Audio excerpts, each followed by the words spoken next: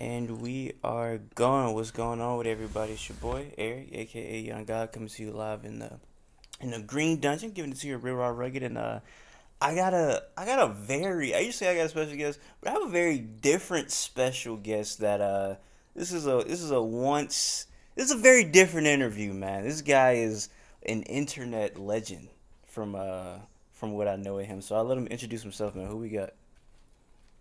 Yo, what's good? I'm Alphonse. I'm a music writer, music critic. I don't really know what to call myself. I guess I call myself a music critic. And I mostly write reviews of rap music, all the shit that comes out, And, that's me. Hey man, rap critic, also an internet villain. An internet villain, man. But before we get to that, how you doing today, my boy?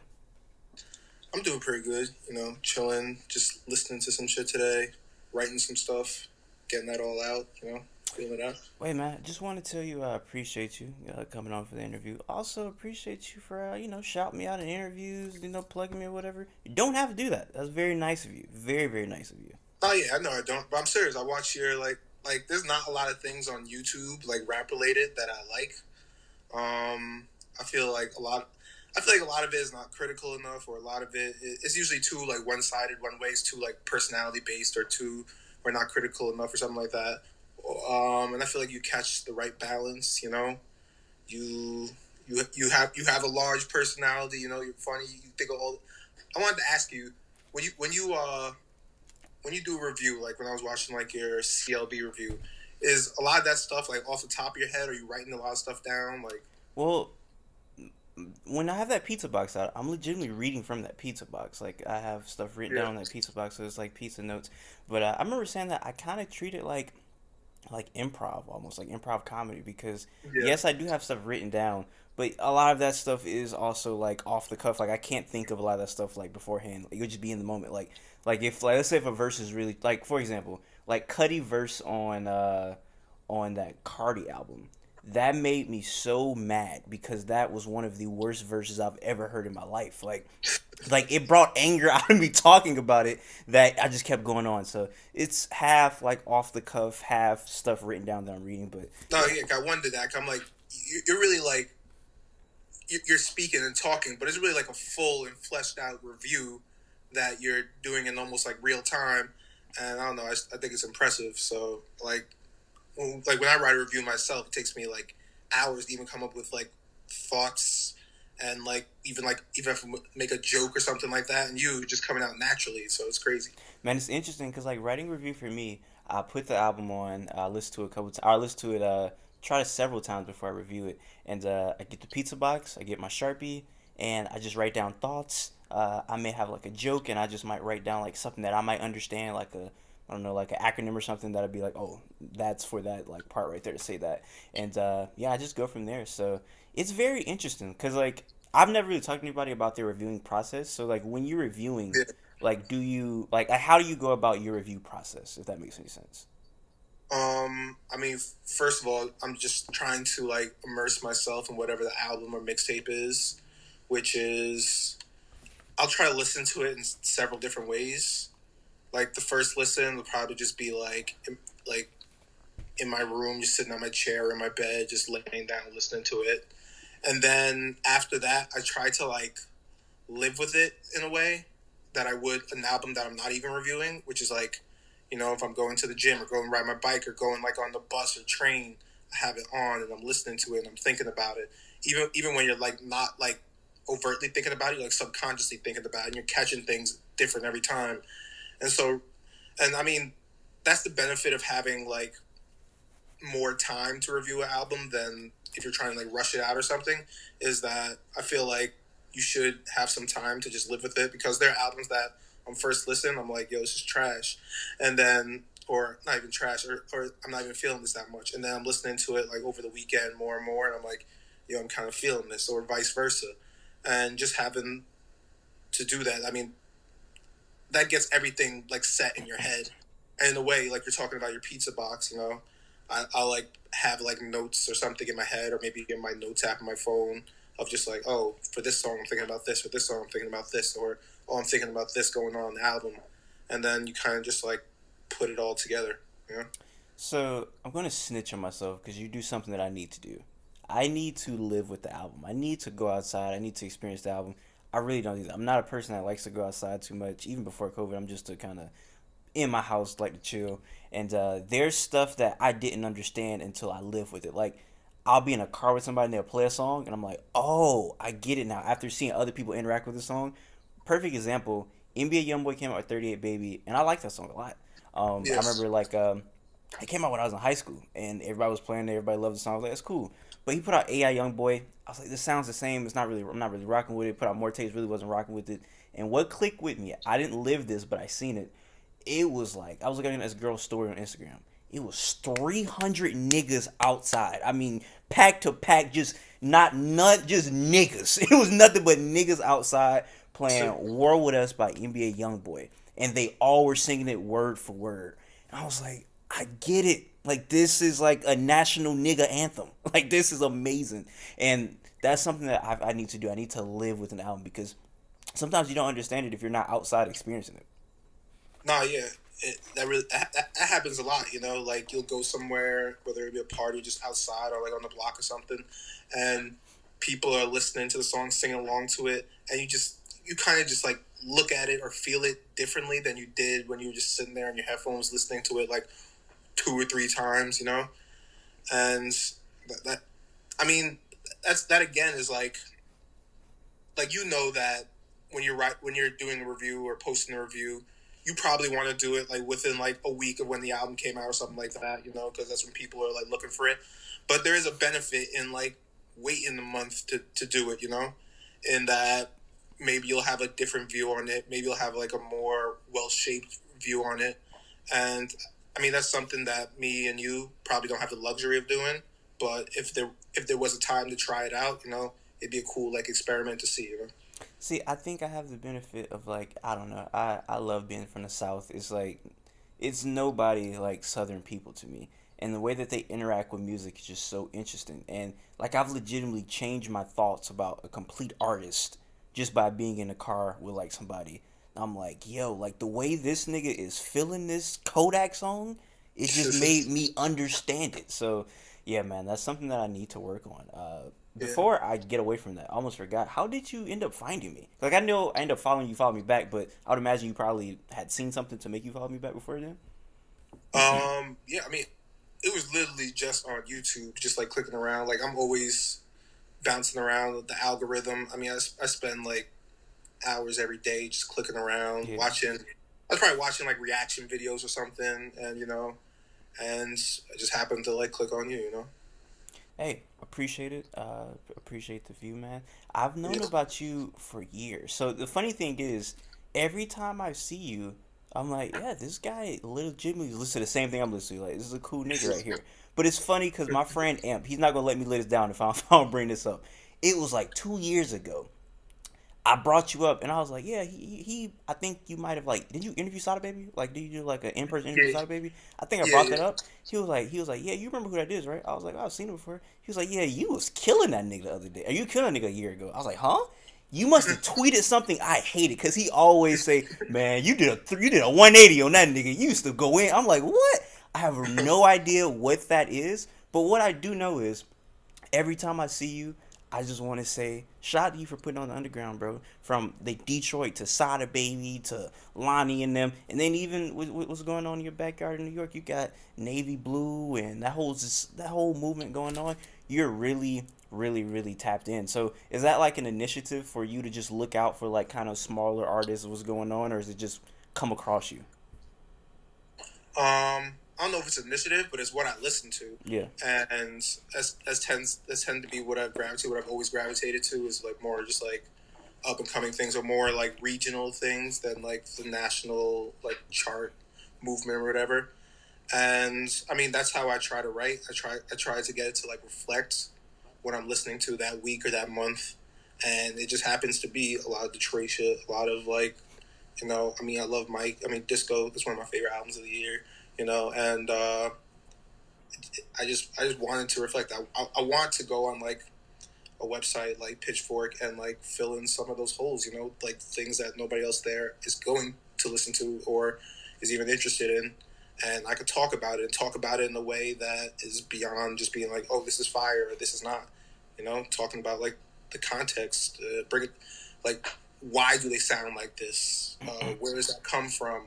Why are there so many of them right now? Like, and even if I'm not talking about like Detroit, maybe I'm talking about like the Bay Area or something, or Memphis, or South Florida. Who knows? It's interesting because I appreciate you a lot as a reviewer, and it's interesting. I appreciate you so much because I don't really care about reviews like whatsoever. I don't really read reviews. I like vaguely watch reviews, and people are. I remember I told somebody, I was like, "How? Like you review albums? Like how don't you like watch it?" And it's just I don't know. It's like I see people get too caught up in reviews and sales and critics, and it's like I'll see somebody bring up like hey, this album has to be good. This person rated it a 9.9, and it's like, how about the album's good because you like it and because of like the qualities of the album, or this album has to be good, it's sold this much. It's like, bro, that Mike album probably not gonna sell a lot. It's amazing. I don't care how much that Mike album sold, but Yeah. what you do, why I appreciate it is because you give these smaller artists a platform of people that'll never ever hear them. Nigga, you review Los album. There's nobody on earth that would review a Los album with your platform. I appreciate that, man. Like this is like really helping these dudes out. And yeah, man, you're helping a lot of young black people out, and I feel like that's dope, man. You're helping a Yeah. lot of young brothers out. I mean, I agree with you. I mean, like, even before I like started writing a lot, I didn't really care about reviews either. I never really read them. I didn't grow up reading like music journalism and shit like that. And so, I mean, even now, I mean, I care about criticism. I think it's important, but I also look at it more like I'm more interested in certain critics Yeah. than I am in criticism as a whole, or I am in like an institution or publication as a whole. And so whether it's me looking at your YouTube page and be like, oh, I want to see what he thinks about this album, or I'm looking at like some other writer where it'd be like, I don't know, Craig Jenkins in Vulture or something, like, oh, let me see what he thinks about this album or something. And they're like specific people that I go to and read and care about what they have to say about the album. And I think it's fine not to care about criticism. I think that if you don't, that's okay. And It's like your homies. It's like you got homies that you may like value their opinion way more than other niggas' music opinions. Like we all have yeah, like friends who have just stinkers of music opinions. It's like, bro, like stop. Like you don't have a good music taste. But then you may go to other friend, you may hear, I don't know, the Drake album, and you'll be like, let me ask so and so how they feel, just because you respect their opinion more. The same thing with reviewers. It's certain reviewers that I will check out where it's like, oh, this person, oh, let me see what they say, because I actually respect them as a music, listener or whatnot. So, yeah, man, I appreciate what you do, man. yeah. And it's crazy because I build you as a internet villain because, boy, it's a lot of people that don't appreciate you. They hate your guts. So I come to ask you, how do you like? Do you care about that? Does that get to you at all? Do you laugh at it? Well, how do you look at that? I think it's more mixed. I think um, sometimes it's justified. Like sometimes, I'm like even when beyond reviews when I'm writing stuff, I could just like straight up make fun of something sometimes. And people don't like that. And I get it. It's people's art. People spent time on that. People have like they spent their money on that. That's how they make their living. And there I am on like online just making fun of their shit. And so I understand that. And but I also believe that rap writing, rap criticism, you know, should be kind of funny sometimes. It should be. It doesn't need to be dead ass serious. Um, but if usually when someone doesn't like me or doesn't like my writing, I usually have mixed opinions on it. Sometimes it's justified, and sometimes I'm just like, yo, it doesn't need to be that serious. I don't need to take every single album treat every single album like it's To Pimp a Butterfly or something. Um, so yeah, it's definitely mixed. You ever shoot back on niggas? Like, hey, eat a eat a bag of dicks, brother. I don't care. You ever say that? Um, Not really. I mean, sometimes I do. I have before. I try not to as much. I mean, it's pretty easy to like to just like quote tweet somebody and just like talk shit on them or something do something like this kind of funny. But I try not to, just because it can make things blow up out of proportion, you know. Hey, better man than me. I will quickly tell the nigga, hey, eat a bag of dicks, brother. So, and it's interesting because where I found out about you is a place where I see a lot of people talk crazy. I'm a member on KTT. I'm pretty sure you're familiar with KTT. And Yes, hey, man, have you ever like went on there just seen like people just like get in their bag about you? I I honestly haven't gone on that site in mad long, so no, I Because haven't. there's a conspiracy theory on KTT that Alphonse is a KTT user. That is the conspiracy theory. Nah, Can you debunk that right now? I'm definitely not a KTT user. I've looked at it before, but I'm definitely not one. Well, hey, I had a couple KTT threads and posts about you, and I'm just curious if you could just comment on them because they're all Sure. about your reviews, and I just want to see your reaction to them. So first off, I feel like the most popular one that I seen was your recent Cudi review. Boy, they were on your head, and personally, Cudi recently to me, hey, I mean just garbage water to me. I wipe my ass quality. His verse on Playboy Cardi album, I cannot stress enough. I hate that verse so much. But with that said, yes, people just think you like I don't know. They think you just have like just this immense hate for his music, which you might do. So just comment on that review. People are not fans of that. Your criticism of that review. I mean, I definitely don't have an immense hate for Kid Cudi. Like, I mean, I feel like everybody or like a lot of people, I definitely had my Kid Cudi phase. When I was like 14, 15, 16 years old, you know. I love Man on the Moon. I love like a kid named Cudi and all that stuff, you know. And there was a certain point where the music just kind of just kept being the same, and it was getting worse. It was like worse versions of the same song over and over again, and so I pretty much just got tired of it. And I've also always in like things I've written try to like push back against like nostalgia, because nostalgia clouds so Mm. many of our like judgments, especially with somebody like Kid Cudi, who so many people have strong ties to like coming of age to his music. And so it's like music that people will forever love, forever like hold Kid Cudi so highly because of that. And I think I was strongly pushing it back against that in the review. And a lot of people like, you know, when you diss Kid Cudi, that's like almost like a personal attack on like every single like you as a teenager or something like that, or you at this certain point in your life because he meant that much to you. And so I get it, but I'm definitely not a lifetime Kid Cudi hater. I mean, have you heard, I know you heard the Cudi on the Drake album. That shit's terrible.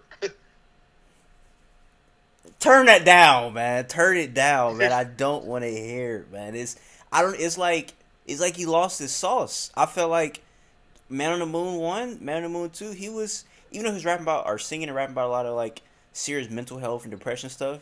He was still swagging. Like he was still like he still had the sauce. It's like now Yeah. he's just he lost it.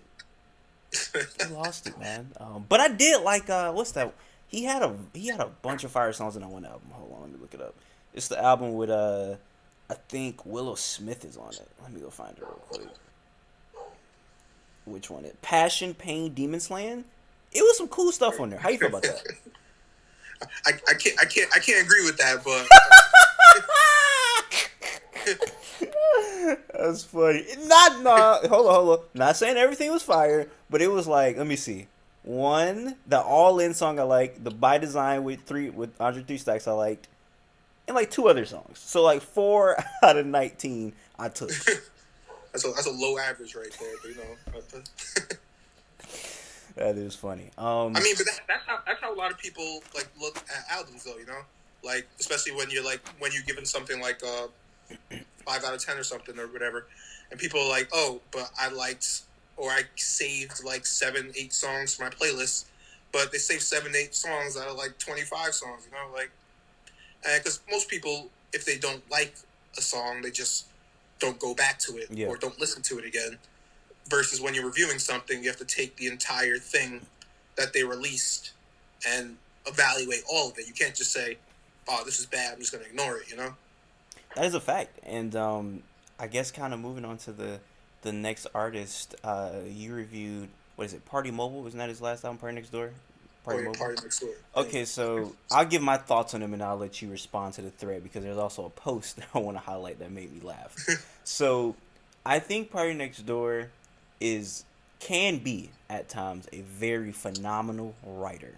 Persian Rugs, I always say, should be like the staple R&B song of our generation. That should be the song people go back to and be like, "Yo, this is a very important song of the 2020s or whatever." You know why it's not? What? Because he can't sing. He sucks. He cannot sing, and that really holds it back. So before I let you comment on the album, this is a post that I took, which I thought was funny, by Quadra. He says, "Alphonse, so lame. LMAO.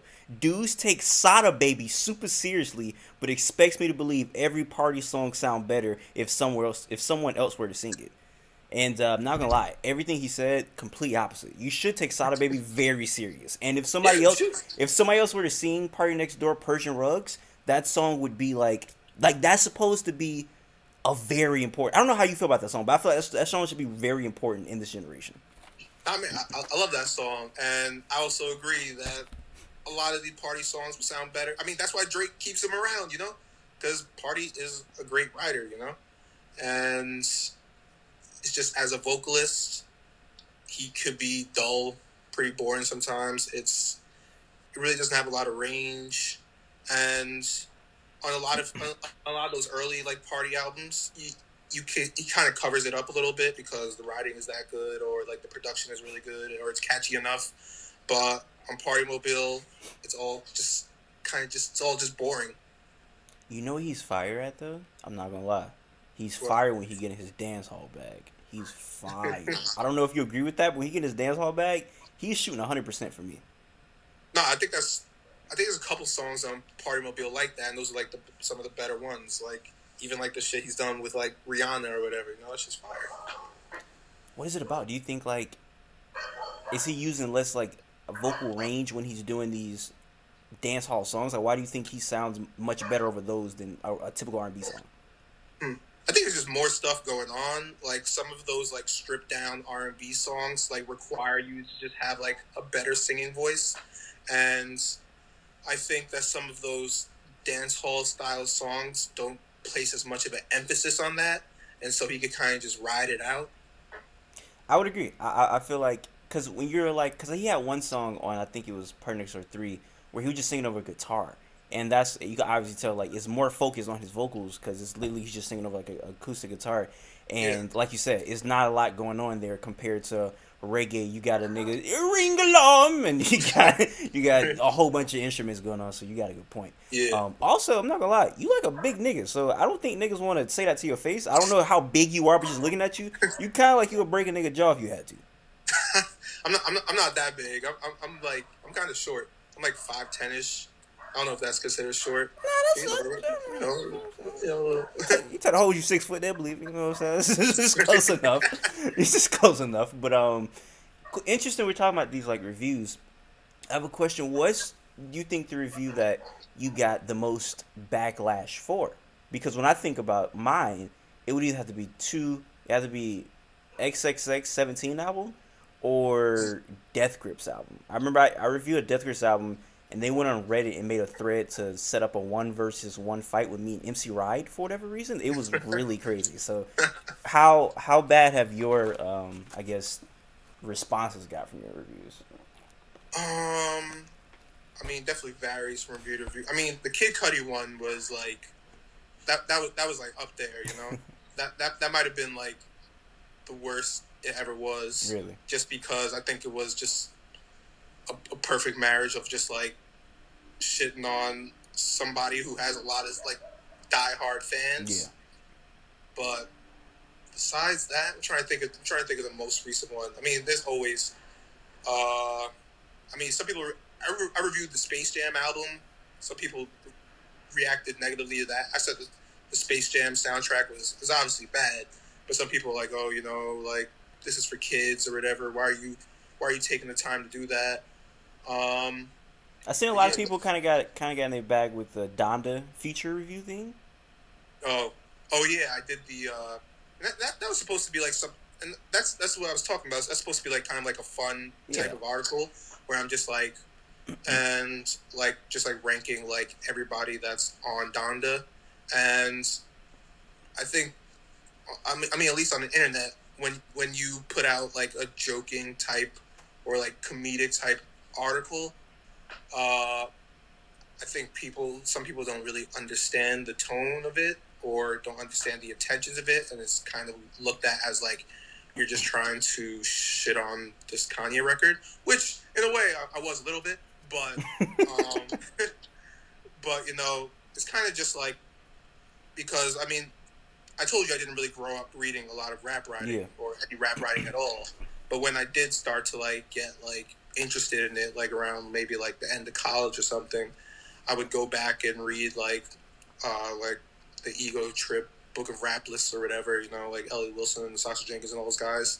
And I like what I like gravitated to in that book was that they would do these lists and they would kind of just be like mad dumb or whatever, but they would also kind of like actually be breaking down something, even though they were like on the surface kind of dumb, but they were also really like getting at something. And so I thought that was cool, and I thought the tone was like what I imagine rap writing should be, instead of being so stuffy and being like and treating everything with complete seriousness, because not everything deserves that complete seriousness. Yeah.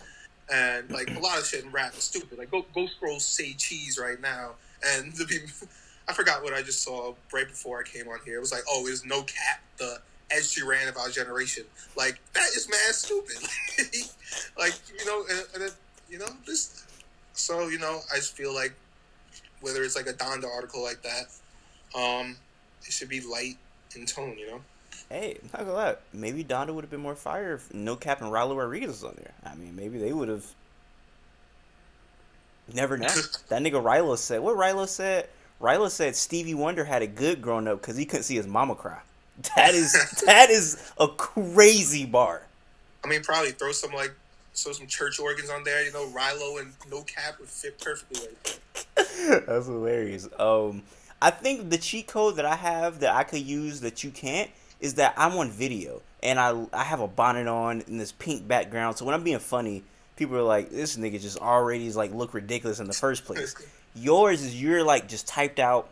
It's faceless. People probably don't even bother to see what you look like. So they're like, "Oh, who's this white man hating on all of these black people?" That's what it probably come off. So I feel like one thing that you do have is that you're definitely one of the more known writers. Even if you don't really check out writing at all, you've probably heard the name Alphonse before, so they most likely probably know what you look like. So yeah, man, you've did your thing, man. And I want to get into some of the positive stuff. Forget all these negative Nancy's out here. But before I do that, I gotta tell you one thing I think you was tripping about. Somebody that you ain't get credit to that I feel like you should have, man. On the Donda feature list, you know who should have been number one to me?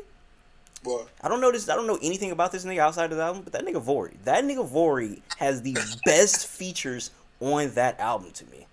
Oh my god! I feel like every time I would come across this feature, I would forget it happened. I'd be like, I remember I was going through the list and I was like, yo, this Vori was on this shit. I was like, when did that happen? And he wasn't just on it once. He was on it like 5 times. Yeah. I was like, where is this happening? And so I had to keep going back and looking for it. And I was like, damn, I keep like staring off into the sky whenever it happens. And so I ended up just throwing him toward the back end of that. But a lot of people definitely seem to like him. That nigga Vori is fire. But yeah, I want to get into more of some fire things that I feel like you do. And like I said, you've written a lot of articles that I would imagine people have taken very, very good to. And I'm curious, have you had an article, an interview, or review, anything that you've put out so far that you felt the most proudest about? Not even about the feedback or anything, but when you put it out, you were like, yeah, I feel good about this. I know toward the end of last year, I did like this comprehensive like Detroit song list, and I remember. It was kind of like massive. I remember it must have been like 35, 40 songs just because Detroit had that crazy of a year. Or it wasn't even Detroit, it was Detroit and Flint, it was Michigan Yeah. Beecher. Like, and I remember just like after I finished putting that all together, I feel like I was really proud of that just to be able to spotlight all these different like scenes within a scene, you know? Like all these different crews and all these different sides and all these different like types of rappers. Some are funny, some are dead serious, you know? Um, and I feel like that was like one of the most fulfilling things I got to do.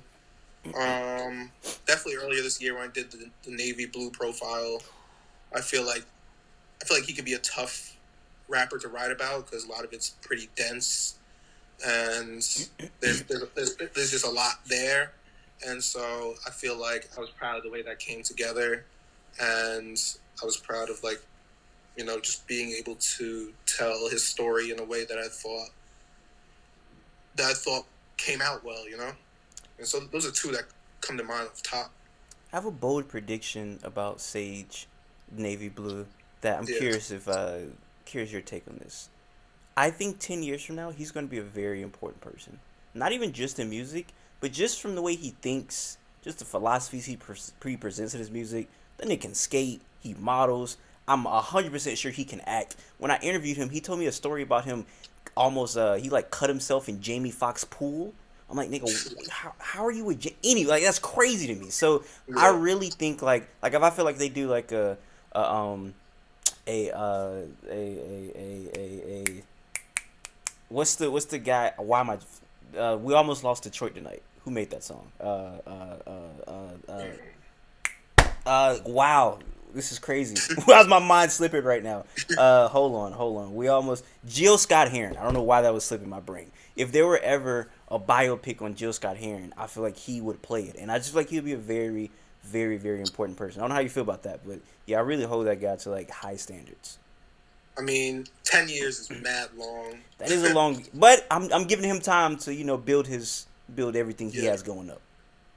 I mean, he's on the path to something right like that right now, and I'm sure he looks at somebody like Ka or something as like as like inspiration. Like Ka is like Ka's nowhere near as visible, but he's like one of those like older figures in rap, or not even rap, or just like in like hip hop culture that people hold highly, and I feel like he's on the path to something like that. I mean, 10 years is so long; you don't know what could happen in between that. Okay. But I mean, he's been putting out like was that Song of Sage and then Navy's Reprise. I think those two albums together. I think Song of Sage came out like just before the new year. Yeah, But those two together, those are two of the best albums of the year. And I mean, there's a lot of good rap out, and to have what I think are two of the best albums of the year says a lot. I haven't I haven't bought an album in 10 years. I bought Navy's Reprise. That was the first album I bought in 10 years. So that's how much confidence I have in that young man. And I feel like having to be associated with Ka, bro, that guy is insane. He legit raps like he grew up in like a small village in Vietnam. Like his life sounds crazy, bro. Like you ever listen to a Ka song, you're like, how is this nigga? Like, how did he live through this? It's crazy. Yeah. I mean, I usually come away from a Ka song like, what the hell was even going on? Like what was that? What was that album? Like Orpheus and the Yeah. versus Sirens or whatever. I think that album I was so lost through the whole thing. I had no idea what was going on, no idea what he was talking about. I'm not versed on like Greek mythology or anything like that. But I was just like, damn, I kind of want to be now though. Hey, he makes something that I would thought is just very lame and geeky. I'm like, hey, let me pick up a Greek mythology book and find out what the heck Zeus and them boys was doing back in the day, because he makes it sound so cool. So yeah, man, shout out to Ka, shout out to Ka. And going back to your first article you talking about Michigan, those guys, man. I mean, Rio and all them boys, like they can rap their behind off. And I don't know them. Like I've interviewed a lot of them, but I don't personally know a lot of them. But I feel proud, like when I see them do, like when I see Babyface Ray going up, I'm like, damn man, this feel like somebody I done grew up with made it. Like when I see all these boys getting features and whatnot, and you being on it so early. I mean, shout out to you, man. You really, I feel like you're a part of that culture just for helping them and and really giving them a platform to speak and reviewing their music. Bro, like I will say this again. You review Los. That's crazy. Like no other platform is going to review Los just because that music is so niche, I feel like. Like he's a Michigan nigga making New Orleans type music basically. And Yeah. I mean that nigga bro, I was listening to his album Carlos the other day, and I legit was about to go like buy a brick of fentanyl. I was like, bro, this is what I need to do. I had my shirt off. I was pussy ass nigga ain't got no love for him. Like I was really feeling it. So I just want to I want to thank you because I appreciate other people, especially black people, putting other black artists on a platform pedestal that usually wouldn't get that chance to be there. Yeah, I know. I know with Los. I mean, that's one of my. He might be my favorite rapper in Detroit right now. But like, I remember last year he put out G Shit Volume 1 with Topside, Yeah. and I was so mad I didn't review it because I think that shit is like, I think that's one of the best tapes to come out of Detroit in the last 5 years, and I was so mad I didn't review it. I was writing about it in like my weekly column or whatever, and I was like, man, if I was like, how did I not review this? Because this should be like some shit that should be in front of everybody, that everybody should be able to hear this. And so I know, like, when I came into this year, I was like, I got to review the first Los album that comes out. And I think it was Fuck the World. Yeah. And I was like, and I know him and Topside supposed to put out, like, a second version of, like, G Shit Volume 1. Or it's called G Shit Volume 2. And even if it's not as good, which is going to be hard to do, I mean, I'm still excited to hear it. And I feel like that's an album that everybody, like, regardless of if you're into Detroit rap or not, should listen to, because this shit is crazy. Bro, them niggas like him and Nutty, like Los and Nutty, they are making some of my favorite music coming out right now. And it's interesting because they don't sound like nobody right now. Because you can't say they have the Detroit sound or Detroit flow because like if you listen to any Topside beats, Topside, he's obviously inspired by old Cash Money, old, that sound back then. And that's Yeah. what Los is rapping like, and it's just man, I love that sound. So when I only know one other person, my homeboy Rari, he's the only other nigga that I know that really likes Los and Nutty like that. So shout out to you, man. You're really putting on, and I thought like this kind of ties into a debate that I had with my friend Sachi. Very curious what you think about this. So we were talking about CLB, and I said I wonder when Drake is gonna like hop on one of them Detroit nigga songs. He was like, yeah, probably like one of them Babyface Ray niggas or something. He was like, but it'll be crazy because he's like it's going to be so easy to do because that's the easiest thing to do. Rap like a Detroit person. He was like, it's nothing special about it. And I'm not gonna lie, I got offended like I was a Detroit nigga. I was like, what? How dare you say that? So I'm curious. Do you think that sound is very easy to replicate? Because when I listen to somebody like Rio, you can't rap like Rio. Like only Rio and Mike and all of them can rap like that. Like if I try to do that, I can do that. I sound like a nerd. Yeah. I mean, I think the best example to look at is Yeah. Michigan Boy Boat and Yachty. Like Yachty spent like a year and a half of like his life trying to almost replicate that sound, and he got pretty close. But and you don't always notice it that much, but on Michigan Boy Boat, you notice that he's doing like an imitation of sorts, or at least I did, and it may not be noticeable if Drake was to put out a Detroit rap song and it'd be like by himself or something or just one other rapper. But when you're surrounded by all of them, you're like Yachty was noticeably the weak link. And I think it is not something that you could just hop on and do and rap like them and flow like them. Like even like you got to be able to just like think of like you got to be able to think on your feet. Like even like the type of look at like Y&J or somebody or like Mike or any of those guys, a lot of that feels like improvised, even if it's not. And you have to be able to like capture that feel, that mood, and I think it's not easy to do. I feel like all of them are almost like wrestlers. Like they have like a special finisher. Like Y&J is just being that funny, like crazy, just like Yeah, do RMC Mike is basically like he sounds like a Monster Inc. villain. Like he sounds insane. Like all of them have like all their things. So I feel like to just say that you could just hop on their beats and do it easily, I think that's insane. yeah, they But all got something going for them. but with that said, you know who is rapping over these Detroit beats and spazzing over them? Cool. Some of these young Florida niggas. These young Florida niggas are rapping over Detroit beats and going crazy. I told you before we started, I said I was some Florida niggas. You was like, who? I said, I'll tell you when the interview starts. So Yeah. I gotta put you on. Hopefully, after this, you can put me on some music so we can kind of just trade off. So Yeah. there's two specific dudes coming out of Florida right now who are amazing. I'll Yeah. start with Bobby Fishkill. You ever heard of Bobby Fishkill? I've seen the name. I really haven't listened to anything. Bobby Fishkill is a Florida nigga, Golds, Wicks, and signed to Jay-Z.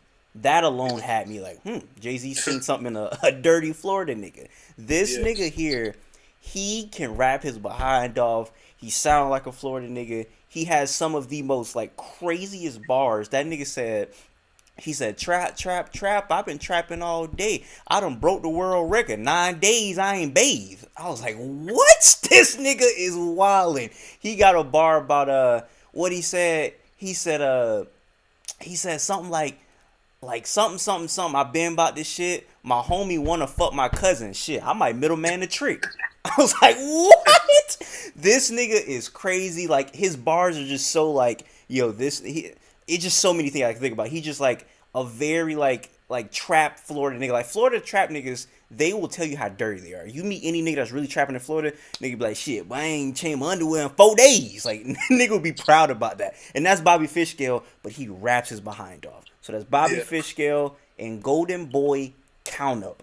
That guy also super fire. He's rapping over a lot of Detroit beats, but you can tell like I was thinking about this the other day. I was like, I feel like we live in an era in rap where niggas are just like on the block spitting their heart out. Like Playboy Cardi can't go on the block and spit a verse and be like, oh, that's crazy. He has to be on a beat and ad lib and all that. This Yeah. nigga Golden Boy Count Up, I mean, he just rapping about his life. Another trap nigga from Florida, and it just give me that feeling where it's like, dang, these niggas really care about rap music, and I appreciate that because in an era where I feel like a lot of niggas don't really care about rapping, they just care about money and clicks and attention. These niggas obviously want to put out the best rap music they can. So Bobby Fishkill, Golden Boy Count Up, I'll send you some of their music, and yeah, man, love them Yes, that boys. means so. What part of Florida are you from?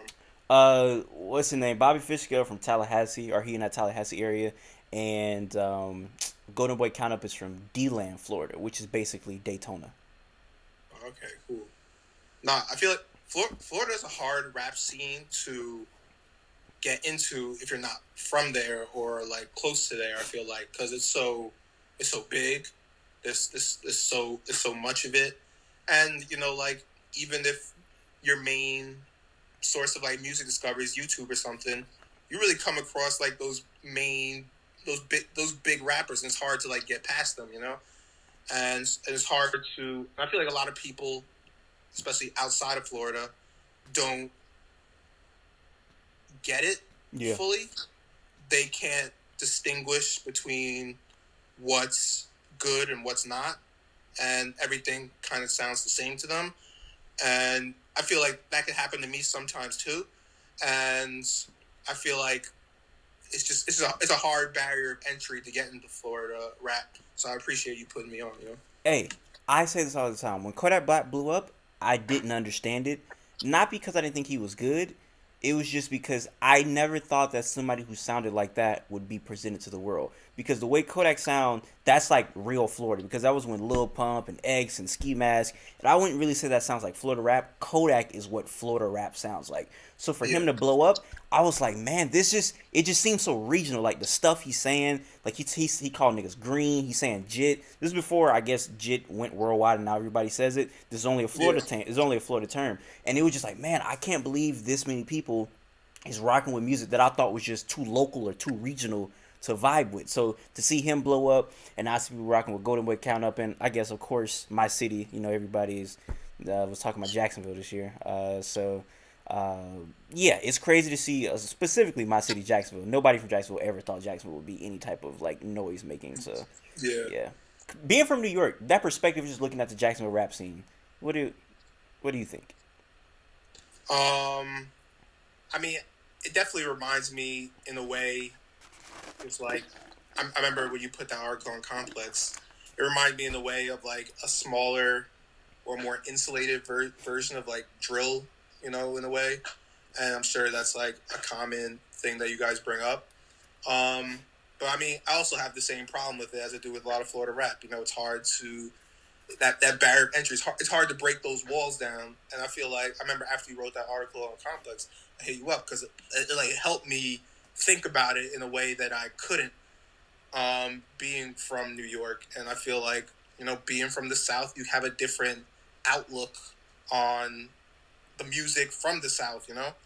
And I mean that's the problem with a lot of media and stuff, or rap writing being rooted in the North, or being rooted in New York, or being rooted in LA, is that a lot of the rap in the South doesn't get the same treatment that rap that's from like New York or Chicago or like LA gets, because a lot of people, a lot of us, don't fully understand it, and having an article like that from somebody that's from there break it down helps that. Hey, I don't want to keep it for too long, but you just keep saying stuff that just makes my mind just keep going. Oh And yeah, yeah. I want to talk about hip hop media, man, because you're talking about the South and kind of like the lack of representation. I think about that all the time. I think that there's not enough people from the South. I think I should shout out a couple people that I feel like that are good that's doing hip hop media from the South. I like Big Facts. That's Big Bank and DJ DJ. Wow, I don't know why my mind is just going crazy. DJ Scream, excuse me. DJ Scream, Big Bank, and DJ B High. He also is for Atlanta dude who does interviews. But outside of that, Sean Cotton, of course, but he's like interviewing everybody. Outside of Yeah. that, it's not really a lot of people from the South. And my other, I guess, bold take or hot take, I don't know if it's a hot take, but hip hop media in 2021 stinks. Stinks. It's just ran by people who, it's a lot of white people who don't really understand a lot of nuances in rap. And it's a lot of black people who are just trash. A lot of black people too. I'm not just gonna say it's just white people. A lot of black people who are trash. And it's just like, bro, I don't want to hear academics talk about Jacksonville drill rap. I don't.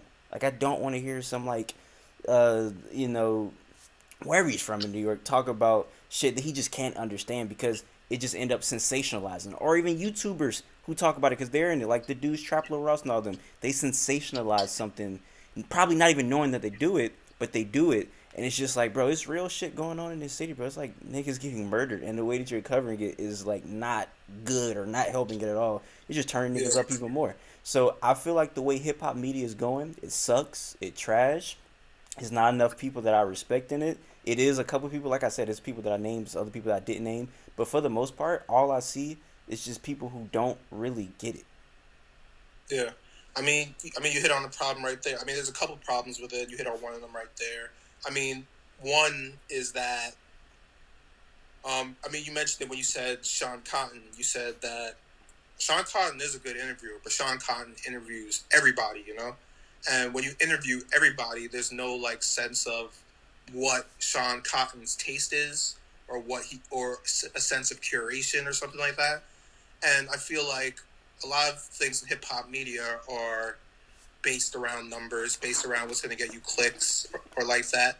And so you end up just interviewing or profiling or doing a story or talking about everything. And when you talk about everything, nobody could tell what you actually like or dislike, and everything just kind of becomes the same and kind of murky, and nothing gets like the type of appreciation that it should. Because even when I'm looking at something like as something as big as Genius, where I'm looking at like when they're doing like their lyric breakdowns or something like that, Yeah. you can't tell what, like, Genius is not a site that is built on taste or curation. It's a site that's meant to reflect what's popular. And when you're meant to reflect what's popular, like your site is completely controlled by just like charts and graphs or whatever. And I mean, I think a better way of doing that would be that Genius, the songs that the Genius team or the Genius editors or writers or whoever are there, producers, like, I mean, those are the songs that they choose to get those lyrics breaks down. And I mean, I understand why they don't, because they're like a company with like some tech money backup or whatever. But I mean that's the problem. I mean, we just brought up like a tech company being backed up by like some big like corporation or something like that. A lot of these places are, even the place like Pitchfork. A lot of people criticize it because it's It's under like Condé Nast, the umbrella and stuff like that. But shit, I just want to say this before you keep going. Shout out to you because you said niggas care about the clicks and whatever. Not keep going back to him. But the fact that you'll review a Los album, you know that's not finna get a million views or a million retweets. You just doing that because, like you said, you just think that's genuine good music. And I feel like so many people in the media thing are just doing things for the views and not because of just like the genuineness of their heart. Maybe I'm expecting too much out of people, but that's just not the way it's going. Yeah. Um, yeah. It doesn't even have to be as far as the genuineness of your heart, but like I know, like I purposely don't look at like those metrics or anything like clicks or whatever. I'm sure I have access to them, but I don't look at them because I don't want that to like make what I write or control what I write because I just want to write about everything that I'm listening to, whether it's for a good reason or a bad reason, you know, and things that I feel reflect where hip hop, where rap is, where this scene is, where this regional scene is, where this rapper is, and when you're just thinking about everything, when you're just reflecting whatever's in the Billboard Hot 100, whatever's trending on TikTok or whatever, then you're not curating anything. You have no taste. And when you have no taste, like, what are people coming there to find out from you, you know? I feel like I agree with you, and when I say like a genuineness of your heart thing, I feel like the perfect example is on Yo MTV Raps when Ed Lover is interviewing Tupac. I think Tupac had beat one of the movie producers niggas up, and he's just going crazy. Like, yeah, I beat the nigga up, I did, going wild. And Ed Lover put his hand over Pac's mouth, like, bro, like, shut up. That would never happen today. Niggas would be like, oh, you did what? Hey, keep it going. Like, hey, talk about how you beat that nigga and beat his mom up after that. Like, they not gonna tell bro to calm down. So, like, that's something Ed Lover didn't have to do because that would have got crazy views on MTV if he would just let him keep going and incriminate himself like that. So, Yeah. I don't know, man. Like, I guess this is a perfect example. It's a different era, you know, of where Ed Lover's show is not built on that, you know, it's not built on just trying to get as many YouTube views, not trying to go viral, not trying to, it's just like, yo, people tune into this show every week and they want to see music videos, they want to see me interview people, and it's not like trying to chase that in a way, you know? Shoot, man. I got one more question for you, and I'm gonna let you get to typing your articles, man. You know what I'm saying? I know you're a busy guy. But my question is just simple. What do you think the state of hip hop is right now? What's your thoughts on the state of hip hop right now? Excuse me. I mean, that's a hard ass question because hip hop is so big. So big. And I mean, I think it's impossible to get an entire like grasp on where hip hop or rap is right now because most people, when they answer that question, that usually means where is popular rap at right now. Like, where is the Drake album? There's the Kanye album. There's Kendrick album. And I feel, and rap is so much more than that. You know, it's right now so many different subgenres and styles. You know, you go on SoundCloud and look at all like that digicore shit, and a lot of that is like based in rap. You know, you could go. And we have all these little regional scenes popping up, and you were talking about Kodak before, and how like it was crazy that when he was able to get big, sounded like a real Florida dude, you know, and I mean that's really possible in like so many scenes right now with some sort of infrastructure, and that you don't have to sound like whatever's happening in Atlanta or whatever happened in New York to get on. And in a way, I mean, that means rap is in a good place, you know. If Babyface Ray or something could show up in Atlanta rapping on Detroit beats, I mean, that's cool as shit, you know. If somebody could come from Houston, you know, rapping over some Houston beats, that's cool shit, and that could happen right now. So I think rap is in a good place. Hey man, couldn't have said it better myself. I feel like there's so many sounds that, like, even if you don't like the popular mainstream rap, you just go to the, like you said, a freaking 100 different undergrounds is going on right now. It's not just one underground. Like, I feel like in the 90s it was just one New York underground basically. But now you have all types of underground. So it's good to see that. I don't know if you have any last words for the people. I appreciate you once again. If there's anything we missed out on, you got any other things you want to say, let it be known, man. I mean, I don't got any other words. I just want to thank you for having me on. I told you again and again. I'm a fan. I'm a fan of your page. I watch it when you post a video. I'll be on it, and so it feels good to be on it too. Hey, I appreciate it. This is going up as soon as we're done with this, and for everybody watching, I appreciate you guys. And hey, man, leave my nigga alone, man. Stop giving a nigga a hard time, Yeah, man. I, yeah. Chill out a little bit, little bit. just But a, I get it. Most of the time I get it, but a little bit. for sure, for sure. For everybody watching right now, I appreciate it. Until next time, I say what I mean what I say. Haters gonna hate, players gonna play. Y'all holla at your boy.